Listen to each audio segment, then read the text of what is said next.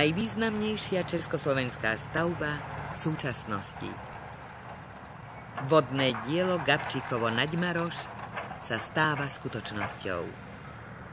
V štábe jej technického vedenia pôsobí aj inžinier Pavol Špaček.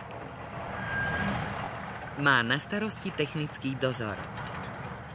Na svojom pracovnom konte má účasť na veľkých stavbách. Na takých, akou bolo budovanie veľmi náročnej petrochémie v bratislavskom Slovnafte.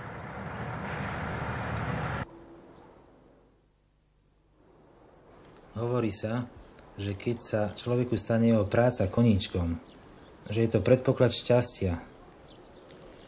Práca stavujúceho na takejto gigantickej stavbe je samozrejme veľmi náročná.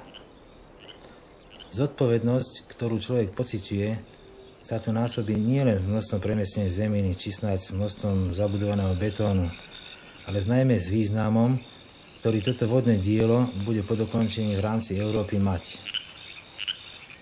Človek je denne vystavený najrozličnejším, neraz naprosto nečakaným situáciám. Dá sa dokonca povedať, a to bez nadsázky, že od rána do večera je vystavený stresu. Z praxe viem, že nie jeden môj kolega tieto nároky nevydržalo, nebol ochotný či snad schopný rozhodovať, riadiť, organizovať.